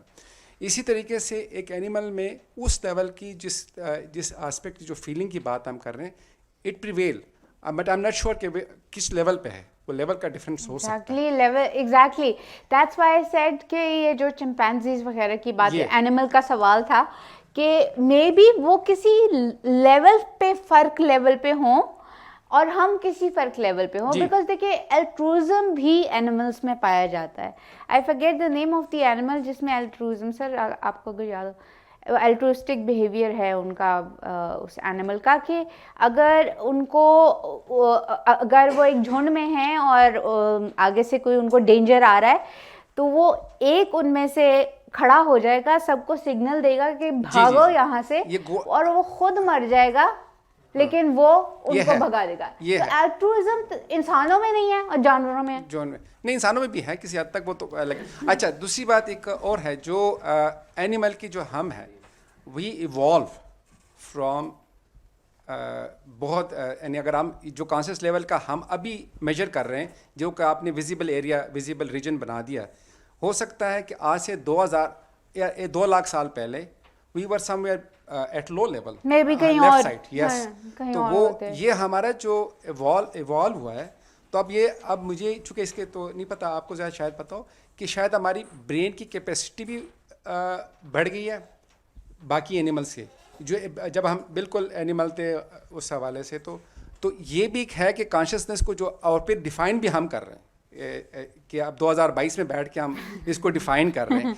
तो हमने अब लेवल को भी ये कर दिया है कि लेफ़्ट साइड पे वी वर लाइंग समवेयर। एंड फिर दूसरी बात है कि जो बच्चा है उसको किस लेवल का क्योंकि ये ट्रेनिंग और experience, a person who is living in caves और जंगल, तो उसकी कॉन्शियस लेवल का आप एक न्यूयॉर्क के एक जो दूसरी बात आपने इंटेलेक्चुअल की बात की, जो क्रिएटिव लोग होते हैं, जो राइटर होते हैं, पोइट्स होते हैं, वो चीज़ एक्सप्लेन कर रहे होते हैं। ठीक है, वो आप एग्री करें ना करें, वो चीज़ एक्सप्लेन कर रहे होते हैं जो कि दूसरा बंदा उसको फोर्सी मतलब इमेजिन भी नहीं कर सकता। तो that is also a level. तो ये लेवल, ये मैं इसलिए कह रहा हूँ कि आपकी ये जो डायग्राम है, मुझे नहीं पता कि ये हम कहीं पहुंचा देंगे, लेकिन दैट इज ग्रेट आइडिया कि ये है। ओके, सॉरी इफ मैं इनकी बात से थोड़ा सा सर मैं डिसएग्री करता हूँ। जो आपने birds, so we have to distinguish के clockwork reactions versus actual cognitive reactions. तो मेरे गर्म चूल्हे पे हाथ पड़ेगा तो मैं कॉन्शियस होकर हाथ पीछे नहीं करूँगा, that's a reflex action, that is clock work. वो घड़ी की तरह, वो एक चाबी मिलेगी तो रिजल्ट मिल जाएगा। तो आई डोंट नो कि how much of birds navigating migration के टाइम पे how much of that is clock work versus how much of that is cognition. तो आई थिंक वो differentiation should also be some part of mother feeling है, उसको आप कैसे explain करेंगे? Motherly feeling जो motherly feeling maybe now that is diffusing into cognition. So again, so but I mean it's gray. I think animal cognition जो है, I think that's a pretty gray area. I maybe we cannot experiment enough with them, perhaps. Sir, yes sir Rashid, आपके मैं comment का wait कर रही। Comment नहीं है, सवाल है मेरा। जो भी है। ज़ाहिर है, मैं भी जब इसको प्लान कर रहा था तो सबसे बड़ी प्रॉब्लम यही थी कि हाउ टू अप्रोच इट। ठीक है, अगर हम जैसे आप कलेक्ट कर रही हैं opinion, introspection is it a tool, scientific tool क्या है, क्या हम इसको साइंस क्लब में ला सकते हैं? फिर thought experiment, is it a scientific tool? या जैसे ये मोहतरम बात कर रहे थे कि जो टूल्स हैं हमारे पास, EEG है, इलेक्ट्रोमैग्नेटिक वेव्स को हम मेजर करते हैं, वो हमारे पास एम्पिरिकल डाटा मौजूद है। क्या हम उस अप्रोच को लेके चलें। जब हम बात साइंस क्लब में करते हैं तो आई थिंक कि फिर हिंदुइज़्म, हिंदू मैथोलॉजी क्या कहती है, ये इरेलीवेंट है। ऑफ कोर्स डेविड चाल्मर क्या कहता है, ये इरेलीवेंट है। बिकॉज साइंस में और आम में फ़र्क ही है, जो आप बात कह रही हैं उनकी तसल्ली इस पे हुई, उसकी तसल्ली इस पे हुई। इज़ इट अ बिलीफ कि मेरी जहाँ पे तसल्ली होगी बस ख़त्म? नहीं, साइंस ने टूल्स और रिगोरस मेथडोलॉजी बनाई हुई है। सवाल ये है कि क्या जो एग्जिस्टिंग साइंस है, क्या हम उसके अंदर रहते हुए कॉन्शियसनेस की मिस्ट्री को सॉल्व या डिसॉल्व कर सकते हैं या नहीं, ठीक है, या उस साइंटिफिक मेथड में हमें कुछ चीज़ें ऐड करनी पड़ेंगी। तो मेरा ये सवाल है। मैंने तो कोशिश की थी कि उसमें फ़लसफ़े को भी ठीक है टच किया, लेकिन निकाल दिया जाए, ठीक है। फिर जो मेजरेबल नहीं हैं उनको भी निकाल दिया जाए। और जनरली मैं ये समझता हूँ कि ये असल में सबसे आसान अप्रोच है कि जी कुछ भी कॉन्शियस नहीं है या हर चीज़ ही कॉन्शियस है। ये भी मेरा ख्याल है कि ये हमारी कन्वीनियंस प्रिंसिपल है। हमें पहले अप्रोच को डिटरमिन करना चाहिए, how to approach this problem. अगर हम सिर्फ कहते हैं कि मिस्ट्री है या नहीं है, तो it's never going to end. हाँ, अगर हम अप्रोच पे मुत्तफ़िक हो जाते हैं, कि जो मेरा ख्याल है कि साइंटिस्ट कम अज़ कम मुत्तफ़िक हैं साइंस पे। मैं खुद शायर हूँ, मैंने यकीन करें उसमें शायरी पे कोई बात नहीं की, ना फ़िलासफ़ी पे बात की। उसकी वजह ये है कि हम साइंस क्लब जब ऊपर लिख देते हैं तो इसका मतलब है जो आने वाले भी लोग हैं ये एक साइंटिफिक बैकग्राउंड भी है उनका, and this is what they expect. तो अगर हम पर्सनल, मेरी ओपिनियन क्या है, इनकी ओपिनियन क्या है, तो ये तो फिर इंट्रोस्पेक्शन है। तो क्या introspection, thought experiment are these valid tools in science? I think definitely introspection आप सवाल करेंगे, उसका थीसिस आएगा, डिस्कोर्स आएगा, फिर एंटी थीसिस आएगा, हेगल ने जैसे कहा। तो जब तक डिस्कशन या इंट्रोस्पेक्शन से बात शुरू नहीं होगी तो हम एम्पिरिसिज्म तक कैसे पहुंचेंगे? एंड ये मेरा अपना एक्सपीरियंस है, it may not be true for everybody, लेकिन मुझे मेरे अपने एक्सपीरियंस से लगता है कि जितना ज़्यादा आप पढ़ते हो अपनी ही फील्ड में या जिस भी फील्ड में आप जितना ज़्यादा पढ़ते हो, एक पॉइंट आता है जो जब कोई फिनोमेना फिलोसॉफिकल बन जाता है, क्योंकि उसको एक नया डिस्कोर्स चाहिए होता है आगे बढ़ने के लिए, उसको एक स्टेप फॉरवर्ड, एक सीढ़ी और चढ़ने के लिए उसको एक फिलोसॉफिकल थंडरस्टॉर्म से गुजरना पड़ता है ताकि वो एम्पिरिकल हो। ये मेरा पॉइंट ऑफ व्यू है। तो मेरी जो डिस्कशन पॉइंट्स जो आज थे, डेफिनेटली इसके अंदर साइंटिज्म कम है ही नहीं बल्कि, और अगर है तो वो मैंने एक्सप्लेन नहीं किया है। बट बात ये है कि अगर हमने साइंटिज्म तक जाना है तो उससे पहले कोई थ्योरी तो आई ना, कुछ तो पल्ले तो पड़े ना, हाथ में तो कुछ हो। हेंस मेरे लिए अहमियत रखती है कि philosophy ultimately leads to scientific discourse. अगर फ्रॉइड की बात कर लें, अब तो इस्टेब्लिश्ड है ना कि साइकोलॉजी भी साइंस है, राइट? लेकिन अगर आप फ्रॉइड की बात करें तो क्या वो एम्पिरिकल डेटा उसका बिल्कुल सही था? उसके बारे में तो बड़ा कुछ कहा जाता। तो यू कांट बी श्योर हमेशा eight all the time, you can't be sure. As Karl Popper, he said कि साइंस अगर फॉल्सिफाइबल ही नहीं है तो फिर वो साइंस ही नहीं, या कोई भी चीज़ अगर फॉल्सिफाइबल नहीं है तो वो सब्जेक्ट ही नहीं है। द पॉइंट इज, क्या is science ready to be falsifiable? Is neuropsychology ready to be falsifiable? And talk about philosophy a little bit, and then take a discourse around it and make it empirical and scientific, so that we can at least establish certain rules, at least start predicting things, at least know the actual function of consciousness. So I think starting from philosophy, that is why is important, and having an intellectual discourse, especially coming from a scientific community, helps with this kind of stuff, because ये तो बिल्कुल baby भी नहीं है ना, ये तो consciousness, I mean definitely physicists, neurobiologists, nanochemists, mathematicians, इन्होंने क्वांटम फिजिक्स स्पेशली को लेके कॉन्शियसनेस के प्रॉब्लम को सॉल्व करने की और उसको मेजर करने की कोशिश बिल्कुल की है, डेफिनेटली की है. The Orch theory, superpositions, quantum collapse, quantum brains, but you covered that. So I came with a new lens, and that lens is can we all establish something? Can we all think of consciousness in a new way? And that is my question. So going back to the start of the conversation, I said मैं सवाल करूँगी, मेरे पास जवाब नहीं है. So मैं सवाल करूँगी, जवाब मेरे पास नहीं है, इसलिए सवाल तो यही है कि what is consciousness.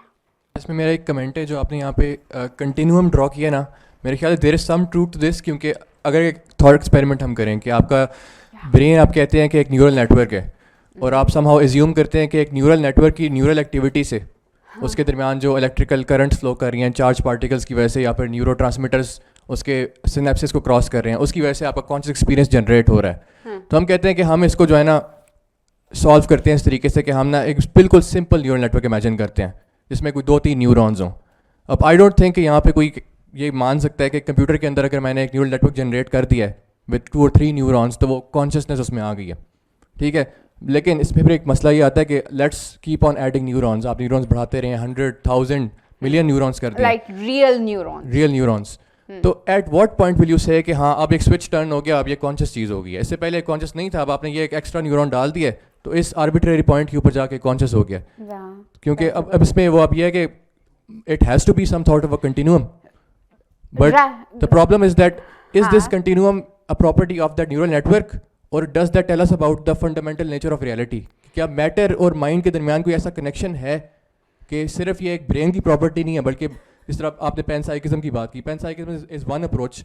चलो ये मेरा पहला कमेंट है. दूसरा मेरा कमेंट ये था, यहाँ से इमर्जेंस की बात हुई थी, तो बर्नार्डो कैस्ट्रप एक फिलोसोफर है और कंप्यूटर साइंटिस्ट है, उसका पॉइंट ऑफ व्यू ये है कि जितनी भी एग्जांपल्स हैं इमर्जेंस की नेचर के अंदर, वो ये अज्यूम करती हैं कि आपके पास स्मॉल पार्ट्स होते हैं. जैसे आपके पास अगर हम स्नोफ्लेक्स की एग्जांपल लें, तो स्नोफ्लेक्स का जो 3 डायमेंशनल स्ट्रक्चर है उसको आप वाटर मॉलिक्यूल्स की प्रॉपर्टी से प्रेडिक्ट कर सकते हैं. मतलब आपकी साइंस आपको बता सकती है कि वाटर मॉलिक्यूल्स के अंदर जो हाइड्रोजन बॉन्डिंग इस तरीके से होगी कि आप उसके लार्ज स्केल्स के ऊपर अगर एक्सट्रापोलेट करेंगे तो एक स्नोफ्लेक बन सकता है. आप सैंड ड्यून्स को भी सैंड के पार्टिकल्स की प्रॉपर्टीज से एक्सट्रापोलेट करके बता सकते हैं, प्रेडिक्ट कर सकते हैं. लेकिन न्यूरल नेटवर्क के अंदर या फिर इलेक्ट्रिकल फ्लोज के अंदर कोई ऐसी प्रॉपर्टी है नहीं कि जिससे आपकी साइंस प्रेडिक्ट कर रही हो कि हाँ इससे एक रेड कलर जनरेट होगा. अभी तक आइडेंटिफाई नहीं हुई, या फीलिंग ऑफ स्वीटनेस आएगी.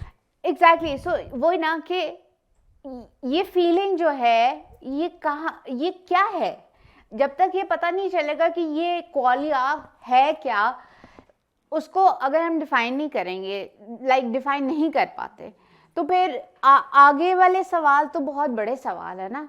हम तो अभी ए से भी स्टार्ट नहीं हो रहे, ठीक है, वी आर ट्राइंग.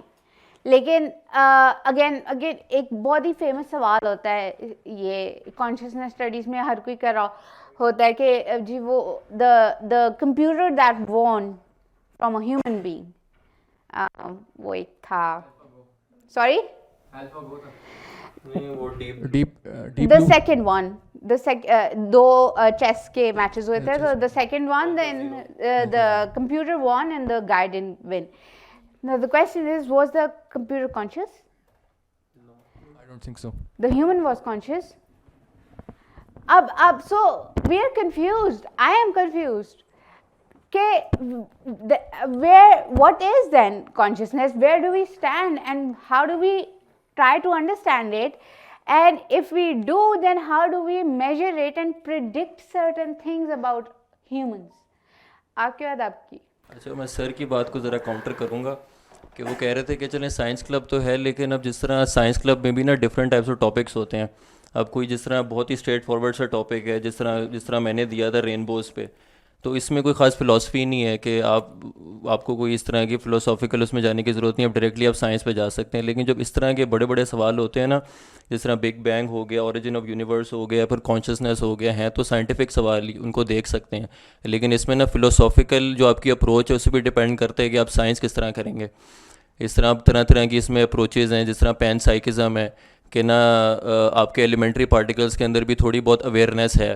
तो फिर जो पैन साइकिस्ट हैं ना, अगर आपने पैन साइकिज़म की पोजीशन को अज्यूम कर लिया तो फिर आपका ना साइंटिफिक तरीका भी थोड़ा सा बदल जाता है। हाँ, एग्जैक्टली वो फिर चलें। हाँ। अगर से आप पैन साइकिस्ट हैं तो फिर मैं आपसे अगला सवाल ये पूछूंगी ना कि अच्छा फिर मुझे मेजर करके तो वो कहते भी हैं करके दिखाएं, फिर मैं मानूंगी हाँ, साइंस तो है। वो ये नहीं कहते, वो सिर्फ आर्म चेयर फिलोसोफाइजिंग नहीं कर रहे कि चलो मैंने कह दिया कि अवेयरनेस है पार्टिकल्स में तो वो फिर इंसानों के अंदर भी आ जाती है। वो उनका फिर साइंटिफिक प्रोग्राम भी वो लेके चलते हैं और वो उनको थोड़ा सा चेंज हो जाता है वो नॉर्मल साइंटिफिक प्रोग्राम से। वो कहते हैं कि हम पार्टिकल्स में किस तरह अवेयरनेस को टेस्ट कर सकते हैं।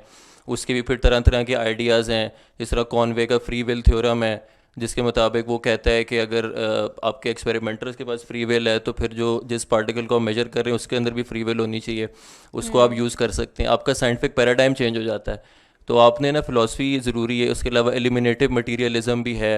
इस तरह चर्चलैंड्स जो हैं, जो मियाँ बीवी हैं दोनों बड़े मशहूर, तो वो कहते हैं कि ना, और इल्यूजनिस्ट हैं कि ना, वो कहते हैं कॉन्शियसनेस एग्जिस्ट ही नहीं करती। तो आप अगर कहते हैं कि कॉन्शियसनेस एग्जिस्ट नहीं करती तो फिर आप सिर्फ और सिर्फ न्यूरल जो नेटवर्क्स हैं और न्यूरोकेमिस्ट्री पे फोकस करेंगे, आप क्वालिया पे नहीं जाएंगे। क्वालिया आपके लिए हार्ड प्रॉब्लम ही ख़त्म हो जाता है। तो आपका साइंटिफिक प्रोग्राम चेंज हो गया, लाइफ आसान होगी। लेकिन अगर आप मटीरियलिस्ट हैं और साथ साथ आप क्वालिया भी यकीन रखते हैं, फिर आपको बिल्कुल डिफरेंट साइंटिफिक प्रोग्राम है आपका कि आपने उनसे किस तरह डिराइव करनी है क्वालिया। और वो पीछे जो बात कर रहा था कि वो न्यूरल नेटवर्क से हम किस तरह वो कॉन्शियस इमर्ज हो सकती है, तो उसमें भी दो तरह की इमर्जेंस होती है ना, एक वीक इमर्जेंस होती है, एक स्ट्रॉन्ग इमर्जेंस होती है। तो वीक इमर्जेंस में ये होता है कि हम ना जो चीज़ जिसने इमर्ज करना है, हम कहते हैं कि ना वो एक छोटे लेवल पे पार्टिकल्स के अंदर भी मौजूद है वो चीज़, कि ना जिस तरह सैंड का हीप है वो सैंड का बना हुआ है, तो सैंड का पार्टिकल भी छोटा सा हीप ही है, वो बन के बड़ा सा हीप बन जाएगा, उसको कहते हैं वीक इमर्जेंस। लेकिन जो क्वाली है स्ट्रॉन्ग इमर्जेंस में आती है ये।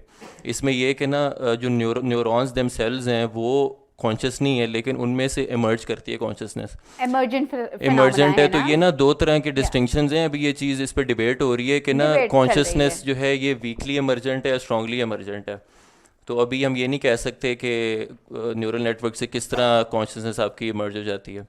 और बर्नार्डो कैस्ट्रो की भी थ्योरी मैंने देखी हुई है, अच्छे वो डिस्कशन इसने अच्छी तरफ ले गया। तो वो भी ना, वो इतनी उस पर ना कोई काम नहीं ऐसा हो सकता उसकी थ्योरी पे। वो बेसिकली ये कहता है कि ना कॉन्शियसनेस फंडामेंटल है और जो मैटर है ना वो कॉन्शियसनेस से डिराइव हम कर सकते हैं, क्योंकि बेसिकली वो कहता है कि बेसिकली वो कहता है कि ना हम तो सबसे पहले तो एक्सपीरियंस कर रहे हैं ना दुनिया को, सबसे first comes are subjective experience, then comes the outside world. तो साइंटिस्ट कहते हैं कि पहले ऑब्जेक्टिव वर्ल्ड आती है, फिर हमारा सब्जेक्टिव एक्सपीरियंस आता है। लेकिन फिर सबसे बड़ा सवाल इन एनालिटिक आइडियलिज्म वालों का से मैं यही करूँगा कि अगर आप कॉन्शियसनेस को फंडामेंटल कर लेते हैं तो कॉन्शियसनेस इतनी कॉम्प्लिकेटेड सी चीज़ है, कॉन्शियसनेस फिर खुद कहाँ से आई? Particles, that is another question that makes it mystery, just like the Big Bang के जी वो बिग बैंग शुरू कहाँ से हुआ ये किसको पता है? लेकिन बिग बैंग एक सिंपल सी चीज़ है ना, बिग बैंग एक बहुत सिंपल सी चीज़ है ना, कॉन्शियसनेस एक बहुत कॉम्प्लिकेटेड चीज़ है। उसको आप फंडामेंटल बना लेंगे ना तो बहुत ये एक बड़ा मसला है कि इतनी कॉम्प्लिकेटेड चीज़, थिंकिंग हो रही है, परसीविंग हो रही है, वो फंडामेंटल हो गई, बाकी सारी चीज़ें आपकी वो डेरिवेटिव हैं। लेकिन मुझे वो बात समझ आती है कि अगर if it's two sides of the coin, that if our brain is quantum in nature, तो फिर मुझे थोड़ी बात समझ आती है कि शायद consciousness is the brain by itself, कि if this is brain, this is the intangible and this is the tangible, and so they both go hand in hand. तो ये बात मुझे समझ आती है थोड़ी बहुत, जो डेविड चामर्स कहते हैं डबल एस्पेक्ट। ये भी पैन साइकिस्ट है ना, ये भी एक व्यू पॉइंट ही है। अभी हम ये कह नहीं सकते कि चोपड़ा नहीं मतलब ये एक व्यू पॉइंट है ना कि इंटेंजिबल भी है, टेंजिबल भी है। मटेरियलिस्ट तो कहेगा कि सिर्फ और सिर्फ टेंजिबल है, इनटेंजिबल कुछ भी नहीं है। हाँ, लेकिन अगेन मैं भी मटेरियलिस्ट ही हूँ बिल्कुल वैसे। At the same time the thing is even though double aspect theory, अच्छा चलो मान लिया क्वांटम ब्रेन्स हैं, okay, how do we measure, how do we predict, where do we stop, कि कहाँ पे हम इतने न्यूरॉन्स डाल दें तो कॉन्शियसनेस आ जाएगी, फिर कॉन्शियसनेस नहीं आएगी। कॉन्शियसनेस के लेवल्स हैं, अच्छा अगर हैं तो फिर कितने हैं, एनिमल्स में कहाँ होती है, रॉक्स में कहाँ होती है, और वो थोड़ा एक्सप्लेन भी करता है कि मैटर पे डिपेंड करता है, जितना ज़्यादा मास होता है उतनी कम कॉन्शियसनेस होती है, इंटीग्रेटेड इंफॉर्मेशन थ्योरी, पहाड़ों में कम कॉन्शियसनेस होती है, and which is like I am like I don't believe in that, I mean that doesn't make sense to me, लेकिन at the same time certain parts of his theory make sense to me. At the same time, this is also something that makes sense to me, लेकिन फिर I'm like, अच्छा अब फिर अब क्या है? मुझे लगता है पैन साइकिस ने ना बहुत जल्दी गिव अप कर दिया है साइंटिफिक प्रोग्राम पे, मुझे ऐसा लगता है।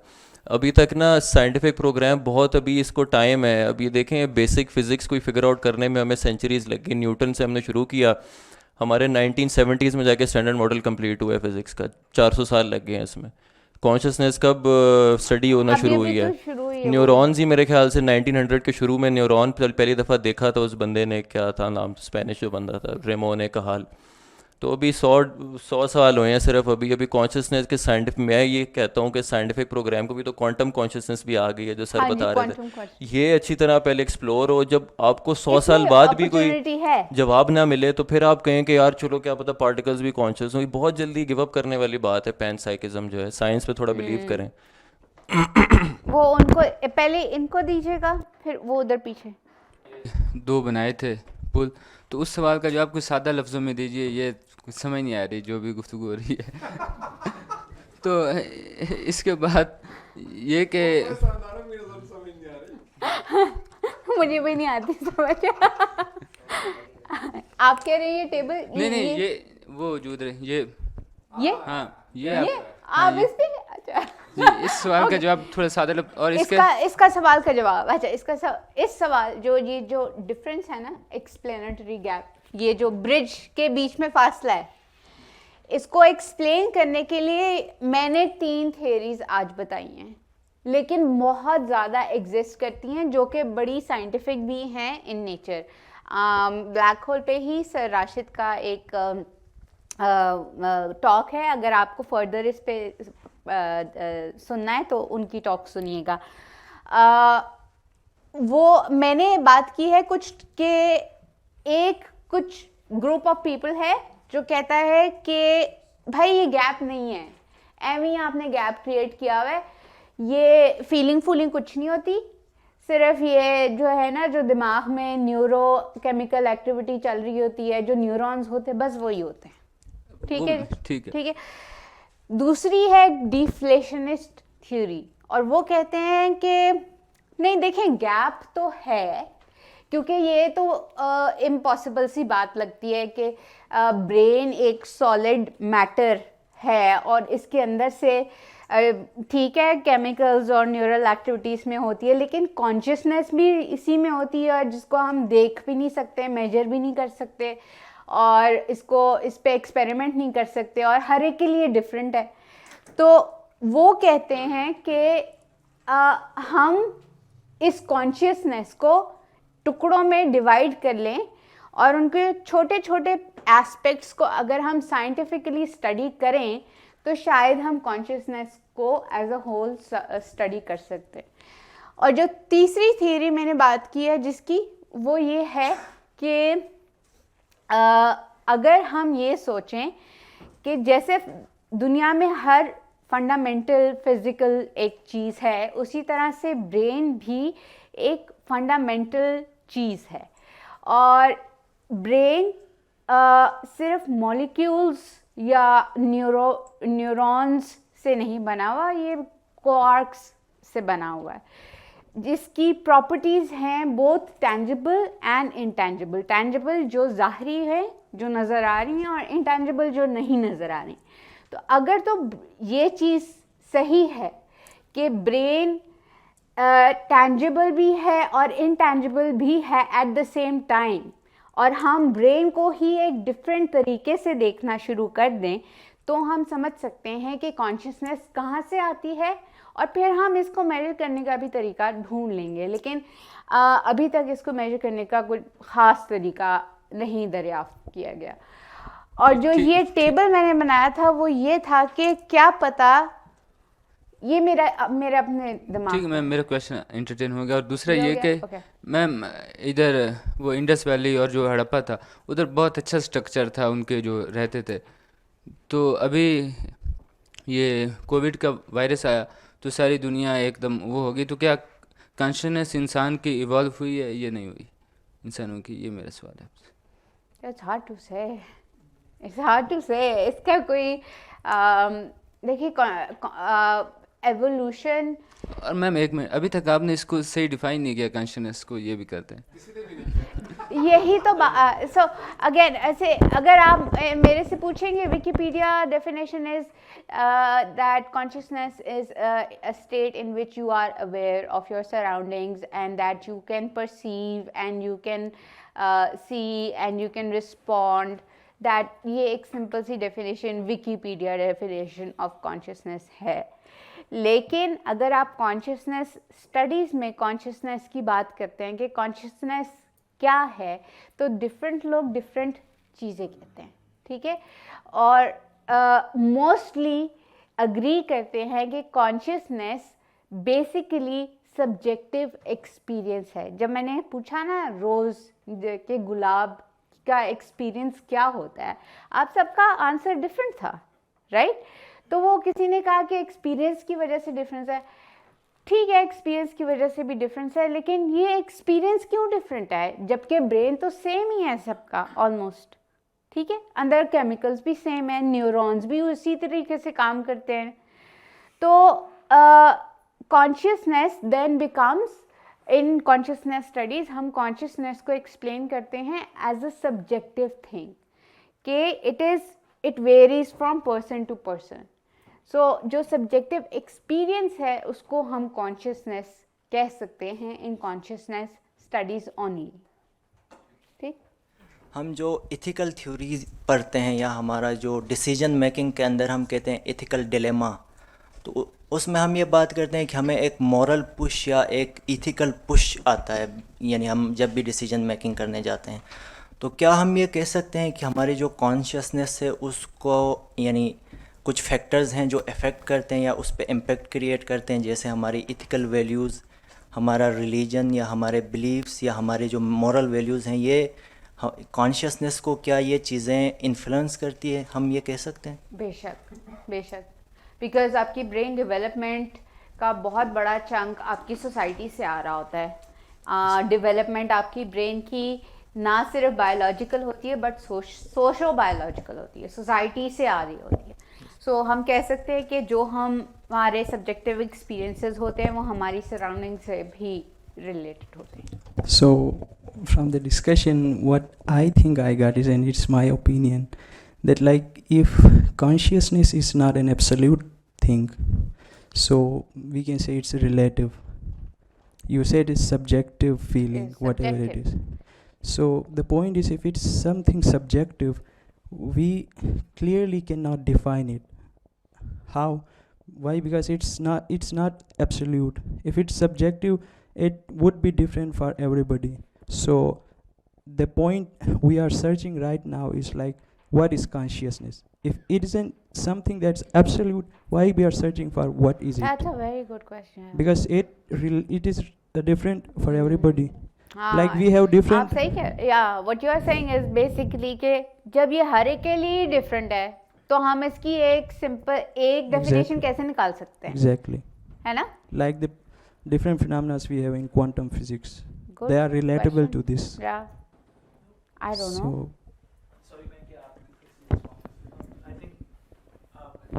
I'm sorry, I disagree with that जी।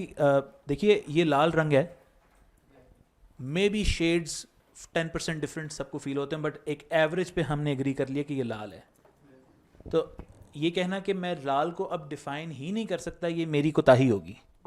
तो मेरा ख्याल है कि वो एवरेज आउट हमें क्रिस्टलाइज कर लेना चाहिए, शायद यही मकसद होगा इस मश्क का जिसमें हम कॉन्शियसनेस को शायद तलाश कर रहे हैं.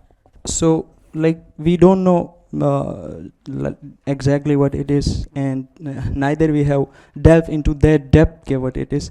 So, like, we have restriction in nature that we cannot measure everything 100%. Uncertainty always exists there.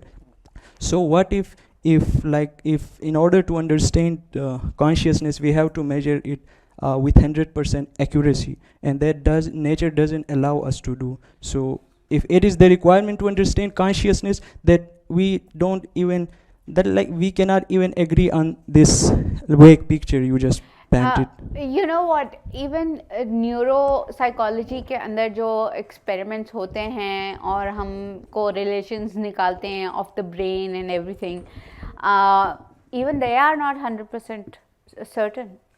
We always say maybe, somewhat.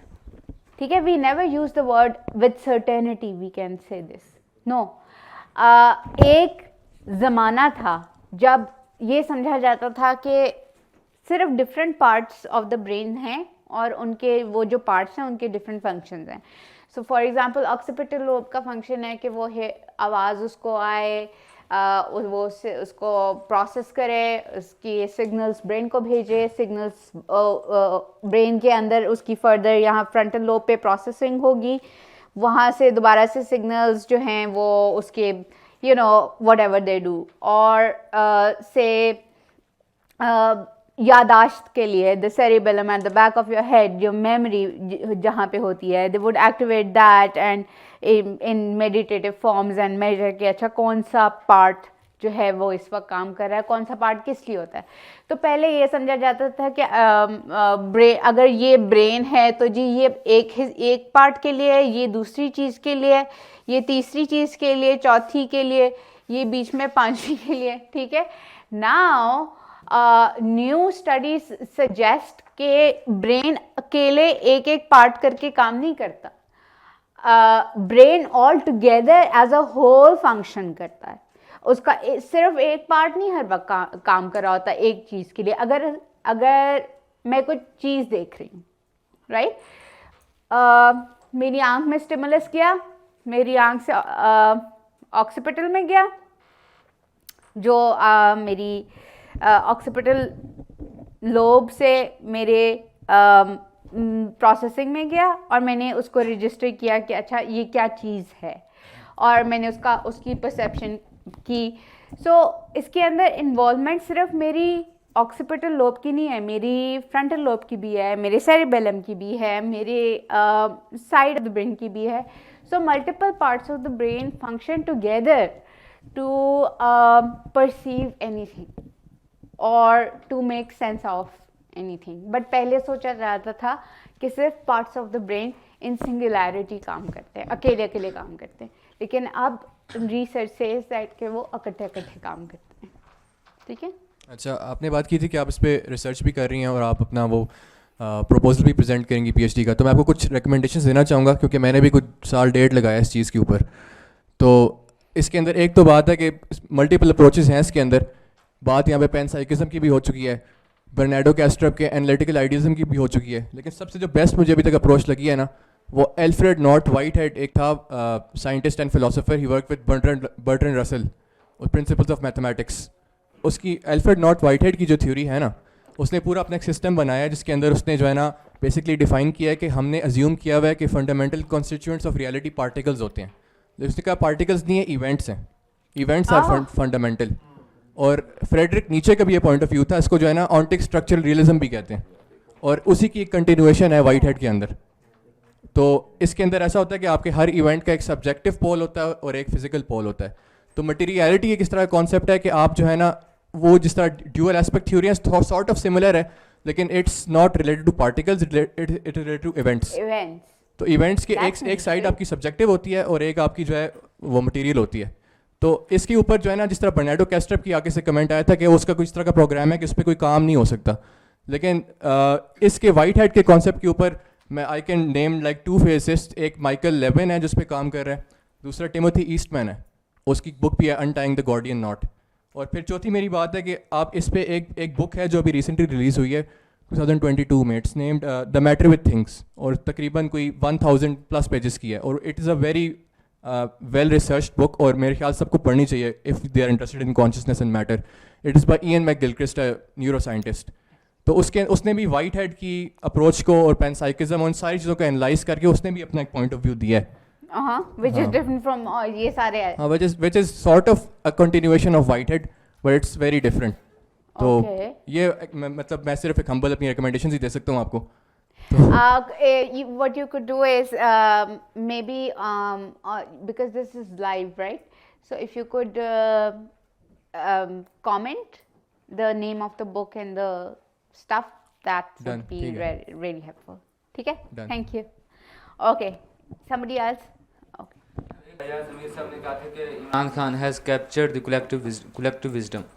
तो मैम कॉन्शियसनेस और विजडम में क्या डिफरेंस है, और क्या ये इकट्ठी हो मैम क्या ये इसका ये हो सकता है कि सारी कौम की एक ही हो जाए? तो उसने तो कुछ ऐसा ही कहा. So one, I keep my talks very apolitical and a-religious.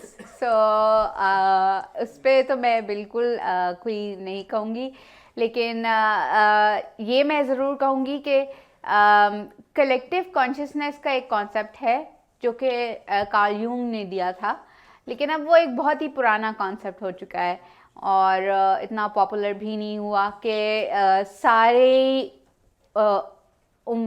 सारे लोगों की, दुनिया में जितने भी लोग हैं उनकी कॉन्शियसनेस एक है. ठीक है. सो ये उसने कहा था. विजडम में और कॉन्शियसनेस में क्या फ़र्क है? वो कॉन्शियसनेस तो आपका अपना सब्जेक्टिव एक्सपीरियंस है ना, आपका अपना एक्सपीरियंस है. विजडम तो बस वाइज होना होता है ना, कि कोई इंसान ज़्यादा वाइज होता है. वाइज को उर्दू में हम क्या कहेंगे? दानिशमंद होता है, कोई इंसान कम दानिशमंद होता है. राइट. सो विजडम तो वो है, कॉन्शियसनेस तो आपका सब्जेक्टिव एक्सपीरियंस है. ये सर को पता है. शऊर. अच्छा, ये उर्दू में भी बहुत सारे लफ्ज़ हैं, शऊर है, आगही है. खैर, मैं कोई थोड़ी सी एक तो अपने पॉइंट ऑफ व्यू की वजाहत करना चाह रहा था, और दूसरा एक सवाल जो मेरे जहन में आता है. शहरयार ने जो कहा वो मुझे काउंटर नहीं किया, क्योंकि मैं उससे इत्तेफाक करता हूँ. मैं ख़ुद फ़लसफ़े का तालिब इल्म हूँ, फ़लसफ़े को मैं रिजेक्ट नहीं करता, लेकिन ये कम्युनिकेशन का भी चूँकि मैं उस्ताद हूँ, मैं ये समझता हूँ कि जब आप ने कन्फ्यूजन से बचना है, क्लैरिटी के साथ चलना है, तो आपको बहरहाल डोमेन तय करना पड़ता है कि ये साइंस है. ये मैंने नैयर से कहा था, यार ये बात से बात में तो चलें हर चीज़ हो सकती है. साइंस क्लब जब मैं कहता हूँ तो वो बहरहाल डोमेन डिफ़ाइन हो जाता है. इसका मतलब ये नहीं है कि मैं कोई फ़लसफ़े के ख़िलाफ़ हूँ या फ़लाँ चीज़ के ख़िलाफ़ हूँ, बल्कि साइंस जब इन सवालों पे पहुँचती है तो आप फ़लसफ़े से जान छुड़ा ही नहीं सकते. साइंस उसका एक हिस्सा है. असल में फ़िलासफ़ी का मतलब था लव ऑफ नॉलेज. तो जो बुनियादी सवाल हैं वो फ़लसफ़े के ही हैं. हाँ, उनकी अप्रोचेस मुख्तलिफ हैं, और उन अप्रोचेस पे भी फ़लसफ़ा आगे फिर तनकीद कर रहा होता है कि कौन सी अप्रोच ठीक है, कौन सी ठीक नहीं है. ये तो हो गई वजाहत. लेकिन बात ये है कि एक चीज़ जिसको हम इग्नोर करते हैं वो ये है कि अगर दिमाग का कोई हिस्सा ख़राब हो जाता है, ठीक है, तो हमें कॉन्शियसनेस में ख़ास एक उसका पहलू जो है वो गायब होता नज़र आता है. अगर हम उसको सुला देते हैं एनेस्थीसिया से तो वो अनकॉन्शियस हो जाता है.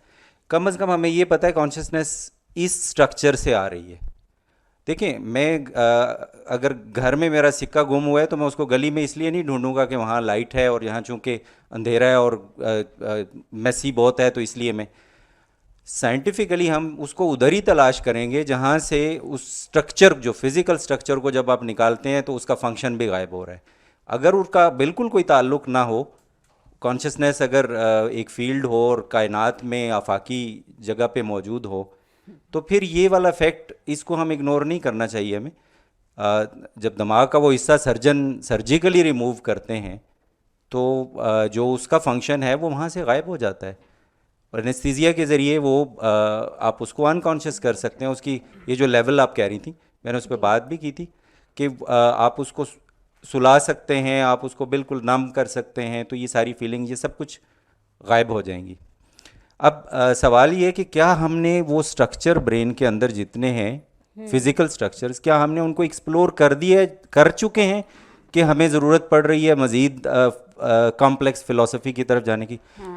Microtubules, nano chemistry, quantum physics, ये साइंस के अंदर रहते हुए चीज़ें अभी ऐसी मौजूद हैं जिनको अभी हमने फुली एक्सप्लोर नहीं किया कि हम किसी मिथोलॉजिकल या फिलोसॉफिकल आउटसाइड की तरफ जाएं। मैं इसको हाँ, मैं समझता हूँ पहले इसको एग्जॉस्ट कर लेना चाहिए।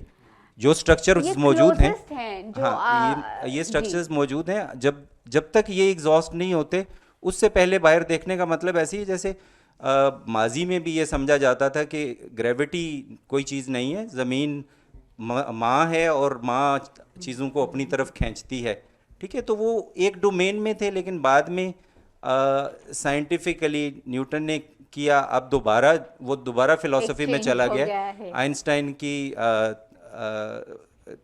रिलेटिविटी थ्योरी के बाद अब वो दोबारा से फिलॉसफी में चला गया, और अब फिर हम सोच रहे हैं मैटर क्या है, और क्या ये फोर्स है या वो, ठीक है, वो एक अलग किस्सा है। लेकिन पहले आप एग्जॉस्ट करते हैं।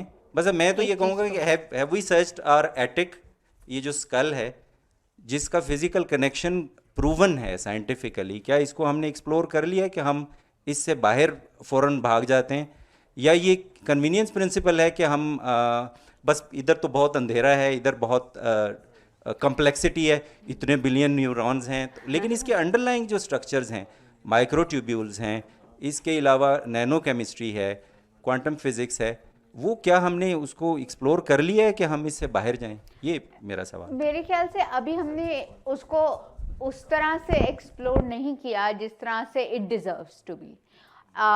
एंड आई थिंक जो रीसेंट डेवलपमेंट्स इन फिज़िक्स हैं वो बहुत एंड मैथमेटिक्स जो हैं वो बहुत हेल्पफुल हो सकती हैं in understanding consciousness, predicting it, और इसको साइंटिफिक बनाने के लिए। Eight the same time I will also say कि ब्रेन इतना कॉम्प्लेक्स स्ट्रक्चर है कि जो हमें ब्रेन के बारे में पता भी है वो समझें कि नहीं भी पता, क्योंकि वो इतना कॉम्प्लेक्स है। So again I think it's a loophole, हम भागते रहेंगे, and I don't know for how long we will keep on going like that. या लिमिटलेस भी होगा ना, एक्सप्लोर आपको कब पता चलेगा कि नहीं, वो तो ये है कि चले अगर हम कोई प्रेडिक्शन कर सकें, कोई साइंटिफिक वैल्यू ऐड कर सकें टू ऑल ऑफ दिस, जैसे न्यूरो साइकोलॉजी में कर लिया है, ठीक है, थोड़ी बहुत हमने कर ली है। एट द सेम टाइम एक दिन एक चीज़ आ रही होती है, अगले दिन पता चलता है अरे वो तो रिफ्यूट हो गई है, ये तो नई चीज़ आ गई है, राइट। तो द थिंग इज कि कहाँ स्टॉप लगाएं, वो यही बात है कि वो तो आपको होल का या लिमिट्स का पता हो तो तब आप कहेंगे कि हाँ जी अब इट हैज़ बीन एग्जॉस्टेड, अब कोई चीज़ बाकी रह नहीं गई। हाँ, नहीं, वो तो ज़ाहिर है इन्फिनिट क्वेश्चंस हैं, साइंस के सारे ही ओपन एंडेड क्वेश्चन है, कोई भी फाइनली रिजॉल्व तो नहीं हो बड़े हैं। लेकिन मेरा सवाल ये नहीं था कि कहाँ स्टॉप करें, मेरा सवाल ये था शुरू कहाँ से किया जाए। अगर हमें उसका फिजिकल रिलेशनशिप मिलता है, फिजिकल स्ट्रक्चर मिलता है जिसका वो फंक्शन है, तो मेरे ख्याल में तो विजडम इसी में ही है कि हम वहीं से शुरू करें उसको, बजाय इसके कि घूम फिर के हमें आना, मेरा ख्याल है वापस इधर ही पड़ेगा। आई थिंक अभी जो popular idea in consciousness studies है वो क्वांटम से ही निकल रहा है, वो फिज़िक्स, मैथ, नैनोबायोलॉजी, नैनो केमिस्ट्री, इनसे निकल रहा है, कंप्यूटर साइंस उससे निकल रहा है। But again as I said के ये एक मेरा आइडिया था जो मैं आप लोगों के सामने पेश करना चाहती थी ताकि आप लोग इसको क्रिटिक कर सके या इसमें ऐड भी कर सके। बट यस, जो आप बात करें दैट इज़ अ पॉइंट जिसको हम पकड़ सकते हैं और हम उसको एक्सप्लोर कर सकते हैं। I agree with that. Alright, then we are good to go. Alright, thank you very much.